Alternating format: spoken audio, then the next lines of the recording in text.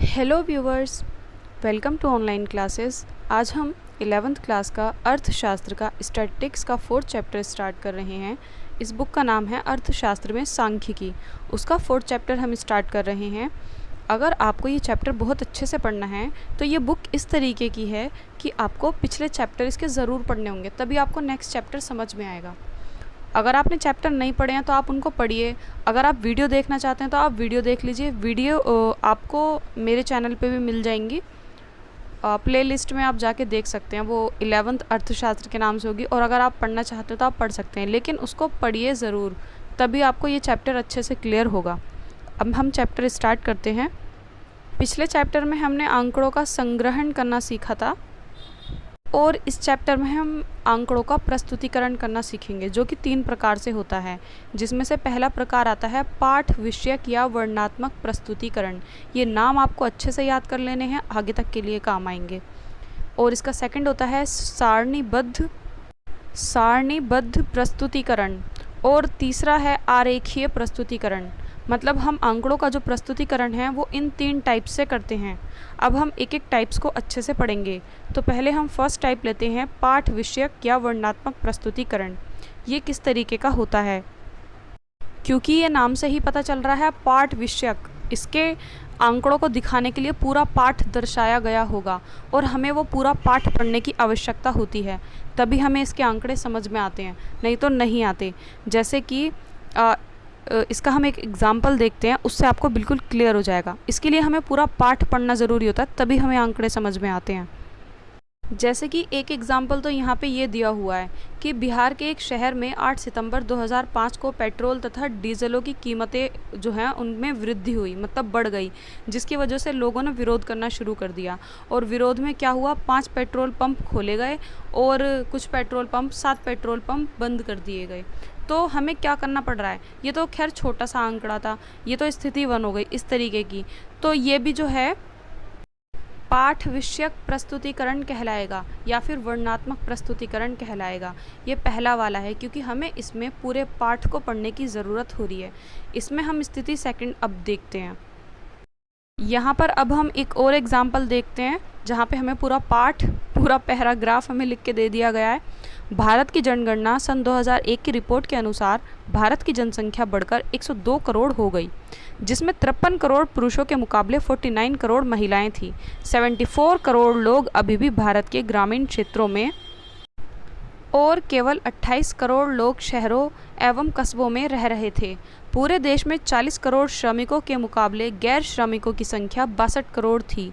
शहरी जनसंख्या में गैर श्रमिकों की संख्या, ऐसे करके मतलब ये उन्होंने पूरा दिया हुआ है, पूरा पढ़ने में बहुत टाइम लग जाएगा। मतलब इसमें से हमें कोई भी आंकड़ा अगर लेना होगा कि कितनी महिलाएं थी, कितने पुरुष थे, कितने श्रमिक थे, ऐसे करने में हमें उसको पूरा पाठ पढ़ना होगा। तो इसलिए इसको जो है पाठ विषयक प्रस्तुतिकरण या फिर वर्णनात्मक प्रस्तुतिकरण कहा जाता है। आई होप ये आपको क्लियर हो गया होगा। अब हम सेकंड वाले पे आते हैं, आंकड़ों का सारणीबद्ध प्रस्तुतिकरण, सारणी बनाए हुए तरीके से, जो कि हमें नाम से ही समझ में आ रहा है कि हमें एक सारणी दी हुई होगी, एक टेबल दी हुई होगी। सारणीबद्ध प्रस्तुतिकरण में आंकड़ों को पंक्तियों मतलब क्षैतिज और स्तंभों मतलब ऊर्ध्वपातर, क्षैतिज मतलब होता है लेटी हुई रेखा और ऊर्ध्वपातर मतलब होता है खड़ी हुई रेखा। तो ये हमें सारणीबद्ध तरीके से दिया हुआ होता है, एक लेटी हुई रेखा के तरीके से, एक खड़ी हुई रेखा के रूप में। इसका मैं एक आपको एग्जाम्पल दिखाती हूँ, आपको बिल्कुल क्लियर हो जाएगा। ये यहाँ पर ये सारणी 4.1 आप देखिए, यहाँ पर 3 चीज़ें दी हुई हैं, लिंग, पुरुष और स्त्री, और ऐसे भी 3 चीज़ें दी हुई हैं, ग्रामीण, शहरी और योग। इस तरीके की टेबल आपको दी गई होगी। तो इस तरीके की टेबल में जो हम आंकड़े देखते हैं वो सारणीबद्ध तरीके से कहलाते हैं। ठीक है, सारणीबद्ध प्रस्तुतिकरण इसको हम कहते हैं। बहुत ही सिंपल है, बहुत ईजी है। जो सारणी के तरीके से टेबल हमें दी हुई होगी वो सारणीबद्ध हो जाएगी। जो हमें पूरा पाठ दिया हुआ होगा पढ़ने के लिए वो पाठ वाला हो जाएगा, फर्स्ट वाला हो जाएगा। ये 4 प्रकार के होते हैं, जिसमें पहला है गुणात्मक, दूसरा मात्रात्मक, तीसरा कालिक और चौथा स्थानिक। ये मैंने पिछले चैप्टर में बहुत डिटेल से पढ़ाए थे, लेकिन मैं अभी भी बता देती हूँ। गुणात्मक जो गुण के आधार पर हों, जैसे कि काला, गोरा, लड़का, लड़की, या फिर हमारी राष्ट्रीयता होना, या फिर जाति धर्म होना, ये सब गुणों में आते हैं। ठीक है। मात्रात्मक जो कि मात्रा के आधार पर हो, मतलब क्वांटिटी के आधार पर, जैसे वज़न होना, हाइट होना, ये सारी चीज़ें मात्रात्मक में आती हैं। कालिक, कालिक मतलब काल, मतलब समय के आधार पर, जैसे कि वो साप्ताहिक भी हो सकता है, वार्षिक हो सकता है, 10 सालों का रिकॉर्ड हो सकता है, मतलब कोई भी टाइम, ठीक है। और स्थानिक, जो स्थान के आधार पर हो, मतलब जो जगह के आधार पर हो, जैसे कि जगह के आधार पर वो दुनिया में देश के आधार पर भी हो सकता है, राज्यों के आधार पर, कॉलोनियों के आधार पर, किसी भी आधार पर, वो स्थानिक आधार पर ही होगा। अब मैं आपको इसका एक एक एग्जाम्पल बताऊंगी तो आपको बिल्कुल क्लियर हो जाएगा ये। तो सबसे पहले हम बात करते हैं मात्रात्मक वर्गीकरण की। मात्रात्मक वर्गीकरण में आंकड़ों का वर्गीकरण उनकी विशेषताओं के आधार पर किया जाता है, जो स्वाभाविक रूप से मात्रात्मक होती हैं। मतलब ये है कि जिनको मापा जा सकता है या फिर तोला जा सकता है, जैसे कि आयु, कद, उत्पादन, इन सबको मापा या तोला जा सकता है। इस तरीके की चीज़ें जो हैं मात्रात्मक वर्गीकरण में आती हैं। जैसे कि यहाँ पे आपको एक सारणी दी गई है, इससे आप समझ सकते हैं। बिहार में एक चुनावी अध्ययन हेतु 542 उत्तरदाताओं की आयु के अनुसार वितरण यहाँ पे दिया हुआ है कि 20 से 30 वर्ष के लोग 3 थे, 30 से 40 वर्ष के लोग जो हैं वो 61 थे, 40 से 50 132 थे। तो इसमें जो है हमें आयु दी हुई है और आयु जो है मापी जा सकती है, तो ये मात्रात्मक वर्गीकरण में आएगा। और इसके अलावा जैसे गेहूँ वगैरह जिनको तोला जा सकता है, ऊंचाई, लंबाई, चौड़ाई, ये सारी चीज़ें इसमें आती हैं, ठीक है। अब हम इसमें सेकंड देखेंगे कालिक वर्गीकरण। बिल्कुल नाम से समझ में आ रहा है, जो कि समय के आधार पर हो, और समय किसी भी आधार पर हो सकता है, घंटों के आधार पर, दिन, हफ्ते, महीने, वर्ष इत्यादि किसी में भी हो सकता है। उदाहरण के लिए इसमें भी हम सारणी देखते हैं, जैसे कि यहाँ पे एक चाय की दुकान की 1995 से सन 2000 तक की वार्षिक बिक्री का वितरण दिया हुआ है। वर्ष 1995 में 79.2 थी, 1996 में 81.3 थी, ऐसे ये सारे दिए हुए हैं। तो ये आंकड़ा जो है ये आंकड़ा प्रतिशत में दिया हुआ है और लाख रुपए में दिया हुआ है। और इधर की साइड हमें वर्ष दिए हुए हैं। वर्ष, वर्ष क्या होता है? वर्ष एक तरीके का समय होता है, ठीक है। तो ये जो है कालिक वर्गीकरण में आएंगे। इसके बाद आते हैं स्थानिक वर्गीकरण में, जो कि स्थान के हिसाब से होता है, कोई भी स्थान इसमें हो सकता है। ये सबसे इजी है इसको समझना, वैसे तो सारे ही इजी हैं और ये तो बहुत इजी है, बिल्कुल नाम से समझ में आ रहा है। स्थानिक मतलब जो स्थान के आधार पर हो। इसमें भी हम एक टेबल देखते हैं, ये इससे हमें बिल्कुल ये क्लियर हो जाएगा। जैसे कि यहाँ पर हमें उत्पादन दिया हुआ है कि यूएसए में इतना उत्पादन हुआ है 12.5, अब ये किसी में भी हो सकता है, किलोग्राम में, टन में, मन में, ठीक है। जर्मनी में इतना उत्पादन है। तो ये जितने भी नाम हैं ये किसके हैं? देश के। और देश क्या होता है? स्थान होता है। तो ये देश के आधार पर, कॉलोनी के आधार पर, राज्यों के आधार पर, किसी भी आधार पर हो सकता है, और महाद्वीपों के आधार पर भी ये हो सकता है। तो ये जो है आपके सारे स्थानिक आधार पर हैं, इसलिए ये सारे स्थानिक प्रस्तुतिकरण कहलाएंगे। अब देखिए थोड़ा सा हम रिवाइज़ कर लेते हैं यहाँ पर, क्योंकि आगे चल के ये थोड़ा कंफ्यूज करने वाला है। तो हमने पढ़ा आंकड़ों का प्रस्तुतिकरण। सबसे पहले हमने पढ़ा पाठ विषयक और वर्णनात्मक प्रस्तुतिकरण, जिसमें 2 स्थिति थी। उसके बाद हमने पढ़ा सारणीबद्ध प्रस्तुतिकरण, जिसमें 4 तरीके के थे, गुणात्मक, मात्रात्मक, कालिक और स्थानिक। ये हम पढ़ चुके हैं। अब आप इस पिक में देखिए जो आपको स्क्रीन पर दिखाई जा रही है, ये है तीसरा, आंकड़ों का आरेखीय प्रस्तुतिकरण। इसमें बहुत सारे ये बट जाते हैं, इतने टाइप्स के होते हैं, लेकिन बिल्कुल घबराने वाली बात नहीं है, ये बहुत इजी होते हैं, बस ये बहुत टाइप्स से बट जाते हैं। जैसे कि आंकड़ों का आरेखीय प्रस्तुतिकरण 3 प्रकार से होता है, ज्यामितिक आरेख, बारंबारता आरेख और अंकगणितीय रेखिक आलेख। फिर उसके बाद ये थर्ड वाला जो है, इसे भूल जाओ अभी, अंकगणितीय रेखिक आलेख, क्योंकि एक ही तरीके का होता है, ठीक है। फर्स्ट वाला देखिए ज्यामितिक आरेख, फिर ये भी 2 टाइप्स में बट जाता है, दंड आरेख और दूसरा होता है वृत्त आरेख।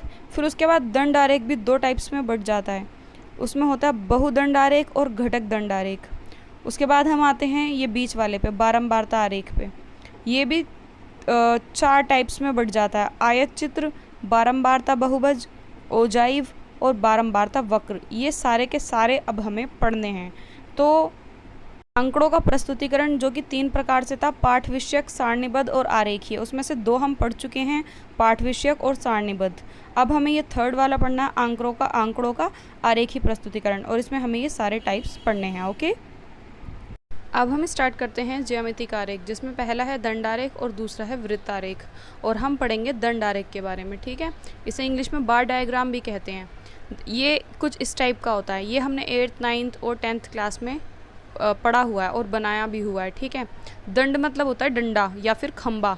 इसे स्तंभ भी बोलते हैं, मतलब खंबा। इसमें खंबे की तरह, डंडे की तरह लाइंस खड़ी हुई होती है ना, इसलिए इसको दंडालेख बोलते हैं, ठीक है। दंडालेख की ऊंचाई या लंबाई जो है आंकड़ों को दर्शाती है, जैसे कि इसमें भी दिया हुआ है। ऊपर किसी के फर्स्ट वाले के ऊपर लिखा हुआ है 75.6, फिर 78.8, इस तरीके से। मतलब कौन सा आंकड़ा सबसे ज़्यादा और कौन सा आंकड़ा सबसे कम है, ये ऊंचाई और नीचाई से पता चल जाता है। इसमें ज़्यादातर उत्पादन, फसल, जनसंख्या आदि टाइप्स के आंकड़े शामिल किए जाते हैं। इसमें विविक्त चर और स्वतंत्र चर मैंने पिछले चैप्टर में बहुत अच्छे से डिटेल के साथ पढ़ा दिए थे, इसीलिए मैं कहती हूँ कि पिछले चैप्टर पढ़ने बहुत ज़्यादा इंपॉर्टेंट है। ये पूरी बुक ऐसी है कि जब तक आप पिछला नहीं पढ़ेंगे आपको अगला समझ में नहीं आएगा। तो हम अपनी बात पे आते हैं। इसमें विविक्त चर जैसे कि परिवार, आकार, एग्ज़ाम ग्रेड्स, लिंग, धर्म, जाति, देश आदि गुण प्रस्तुत किए जाते हैं। यह गैर बारंबारता आंकड़ों को दर्शाने के लिए ज़्यादा उपयुक्त होती है, जैसे कई सालों तक के लिए आय व्यय, आयात निर्यात, इस टाइप के आंकड़े, ठीक है। और इसमें सबसे ज़्यादा काल श्रेणी वाले आंकड़े आते हैं। काल श्रेणी वाले मतलब जो समय के आधार पर हो, वही वर्षों के आधार पर, सप्ताह के आधार पर, जैसे कि अभी बताया ना, फसल, उत्पादन, ये सब वर्षों के काल के आधार पर ही होते हैं। इस तरीके के आंकड़े इसमें ज़्यादा आते हैं। और दंड आरेख दो प्रकार के होते हैं, बहुदंड आरेख और घटक दंड आरेख। तो पहले हम पढ़ेंगे बहुदंड आरेख के बारे में। देखिए स्क्रीन पर, बहुदंड आरेख कुछ इस प्रकार का होता है। इसमें एक ही स्तंभ के साथ दूसरा भी जुड़ा हुआ होता है। दो दो डंडे एक साथ इसमें इस तरीके से लगे हुए होते हैं और एक में हम शेडो मार देते हैं, किसी एक में ये दिखाने के लिए कि वो पहले वर्ष वाला है या दूसरे वर्ष वाला। इसमें ये 2 या 3 वर्षों के आंकड़े जो है इकट्ठे बनाए जाते हैं, क्योंकि इसमें जो है ये बताना पड़ता है कि पिछले वर्ष में कितना था और इस वर्ष में कितना है। इसमें गैप बताना पड़ता है, इसलिए इसमें ये दो दो जो इसमें दंड हैं ये चिपके हुए होते हैं। तो ये कुछ इस टाइप का होता है, ओके। इसमें ना इस तरीके के आंकड़े आते हैं, जैसे कि विभिन्न कक्षाओं में प्राप्त किए गए अंक, क्योंकि बच्चों के जो अंक होते हैं प्राप्त किए गए स्टूडेंट्स के, वो पिछले साल के कुछ और होते हैं, नेक्स्ट ईयर के कुछ और होते हैं, ऐसे। तो उनका कंपैरिजन करने के लिए आपस में जब भी किसी चीज़ में कंपैरिजन किया जाएगा तो इस तरीके का बहुदंड आलेख बनाया जाएगा। अब हम पढ़ते हैं घटक दंड आरेख के बारे में। तो इसमें ऐसे तत्व, मतलब कि घटक लिए जाते हैं, ऐसे घटक लिए जाते हैं या फिर तत्व लिए जाते हैं जिनसे वस्तु का निर्माण होता है। उदाहरण के तौर पे अलग अलग उत्पादों की बिक्री से प्राप्त धन, कि बिक्री के बाद कितना धन प्राप्त हुआ। और इसमें परिवार टाइप की मदद ली जाती हैं, जैसे कि परिवार में आय और व्यय का होना, खान पान, किराया, दवा, शिक्षा, बिजली आदि, इस तरीके की मदद ली जाती हैं। और इसे इस तरीके से शेडो किया जाता है कि कितना कम हुआ या फिर कितना ज़्यादा हुआ। इसके बाद हम आते हैं वृत्त आरेख पे। वृत्त मतलब गोला, ये गोलाकार में बनाया जाता है। और इसमें क्या होता है, वृत्त आरेख भी एक तरीके का घटक आरेख ही होता है, पर इसे वृत्त द्वारा प्रस्तुत किया जाता है। और इसमें अलग क्या होता है, इसे वृत्त चार्ट भी कहते हैं। इसे वृत्त पर दर्शाने के लिए जो है इसको प्रतिशत में बदला जाता है और कुछ नहीं है, ठीक है। इसे दंड आरेख पर भी प्रस्तुत किया जा सकता है, बस फ़र्क ये है कि इसको प्रतिशत में बदलना पड़ता है और फिर इस पर प्रस्तुत ये किया जाता है। वृत्त आरेख में वृत्त को 100 बराबर भागों में बांट लिया जाता है और फिर उसके बाद इसको दर्शाया जाता है, और ये कुछ इस प्रकार का होता है। इसके बाद हम आते हैं बारंबारता आरेख पर। बारंबारता आरेख 4 प्रकार का होता है। नंबर 1 आयत चित्र, नंबर 2 बारंबारता बहुभुज, नंबर 3 बारंबारता वक्र और नंबर 4 ओजाइव। तो इसमें सबसे पहले वाले की हम बात करेंगे आयत चित्र की, ठीक है। ये है आयत चित्र और ये बिल्कुल उसकी तरह दिखता है जैसे कि दंड आलेख होता है, बिल्कुल दंड आलेख जैसा दिखता है। बस फ़र्क ये है कि इनके बीच में गैप नहीं होता और उनके बीच में गैप होता है। ये चिपके चिपके होते हैं एक दूसरे से, इनके जो ये खंबे हैं ये चिपके चिपके होते हैं और उसके अलग अलग होते हैं, बीच में गैप होता है, ठीक है। तो ये आयत चित्र हो जाता है। इसमें वर्ग अंतराल की बारंबारता के बराबर ऊर्ध्वपातर, मतलब ये जो सीधी वाली रेखा है, दूरी पर आधार रेखा, उसी परिणाम की एक समांतर रेखा खींची जाती है, कुछ इस तरीके से, ठीक है। दंड आलेख पर स्वतंत्र और विविक्त चर दोनों बनाए जा सकते हैं, लेकिन जबकि आयत चित्र पर जो है केवल स्वतंत्र चर ही बनाए जा सकते हैं। उस पर तो दोनों टाइप्स के बनाए जा सकते हैं, इस पर ओनली स्वतंत्र चर ही बनाए जा सकते हैं। स्वतंत्र चर जैसे कि जो पूरे पूरे होते हैं, जो भिन्न वाली संख्याओं में और पॉइंट वाली संख्याओं में नहीं होते, उस तरीके के इसमें पूरे पूरे चर जो हैं लिए जाते हैं, पूरे पूरे आंकड़े इसमें इस तरीके से दर्शाए जाते हैं, ठीक है। अब हम बात करते हैं बारंबारता बहुभुज की। तो बारंबारता बहुभुज जो होता है उसके लिए पहले हमें आयत चित्र बनाना पड़ता है, और उसमें हम जब लाइंस खींच लेते हैं तो वो बारंबारता बहुभुज बन जाता है। ये चारों एक दूसरे से जुड़े हुए हैं जो हम पढ़ने वाले हैं। तो देखिए यहाँ पे ये हमने आयत चित्र लिया, और ये यहाँ पर आपको लाइंस दिख रही हैं, ये बिल्कुल इनके बीचों बीच यहाँ पे हमें पॉइंट लेना होता है, और स्केल से इसको इससे ऐसे यहाँ से यहाँ, यहाँ से यहाँ, इस तरीके से इसको मिलाना होता है एंड तक। ठीक है, तो ये बारंबारता बहुभुज बन के रेडी हो जाता है। अब हम पढ़ते हैं बारंबारता वक्र के बारे में। तो यह बारंबारता बहुभुज से ही तैयार किया जाता है, मतलब सबसे पहले आयत चित्र से ही बारंबारता बहुभुज बनता है, और बारंबारता बहुभुज से ही बारंबारता वक्र बनाया जाता है। जैसे कि अगर हमें बारंबारता वक्र बनाने के लिए कह दिया जाए तो पहले हमें आयत चित्र बनाना होगा, फिर बारंबारता बहुभुज, और फिर बारंबारता वक्र। यह बारंबारता बहुभुज से ही तैयार किया जाता है। बारंबारता बहुभुज के बिंदुओं के पास जो है फ्री हैंड से वक्र बनाकर आसानी से प्राप्त किया जा सकता है। ज़रूरी नहीं कि हर बिंदु जो है उसके पास से ही होकर गुजरे, एकदम फ्री हैंड से इस तरीके से बिल्कुल पास पास से हमें एक डॉट वाली लाइन ले लेनी होती है, और ये बारंबारता वक्र बन के रेडी हो जाता है। बहुत ईजी है। इसके बाद हम बात करते हैं तोरण की, जिसे ओजाइव भी कहते हैं। तोरण में क्या होता है? तोरण को संचयी बारंबारता वक्र भी कहते हैं। ठीक है, ये नाम भी बुक में कई बार आता है कि संचयी बारंबारता वक्र बनाइए, तो इसका मतलब तोरण होता है। ये दो प्रकार का होता है, से कम और से अधिक। स्क्रीन पर देखिए, से कम कुछ इस टाइप का होता है और से अधिक इस टाइप का। इसमें बच्चे बहुत कंफ्यूज हो जाते हैं। में ना आपको सिर्फ एक ही बात ध्यान में रखनी है कि जो से कम प्रकार का तोरण होता है वो कभी घटता नहीं है, और जो से अधिक प्रकार का तोरण होता है वो कभी बढ़ता नहीं है। से कम कभी घटता नहीं है और से अधिक कभी बढ़ता नहीं है। और जब इन दोनों को एक साथ ऐसे मिलाया जाता है तो ये जब आपस में जहाँ पर प्रतिच्छेद कर रही होती हैं, मतलब जहाँ पे एक दूसरे को काट रही होती हैं, उसका जो बीचों बीच वाला जो मध्य बिंदु होता है उसको माध्यिका कहते हैं। ठीक है, और अब हमारा लास्ट टॉपिक है ये, इसका ही फोर्थ है अंक गणितीय रेखा चित्र। ये क्या होता है?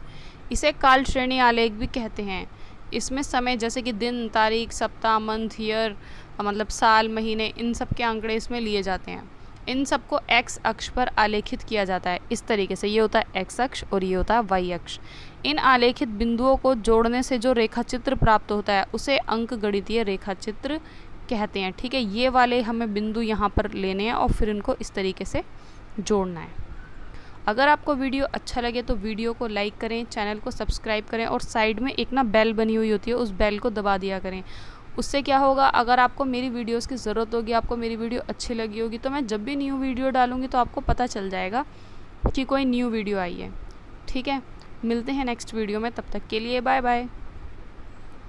और एक बात तो बताना मैं भूल ही गई, बीच में से थोड़ा सा चैप्टर रह गया है, वो बिल्कुल अलग टॉपिक था, तो उसकी वीडियो मैं इसका सेकंड पार्ट मैं जल्दी ही अपलोड करूँगी, उसमें मैं उसे कवर कर दूँगी।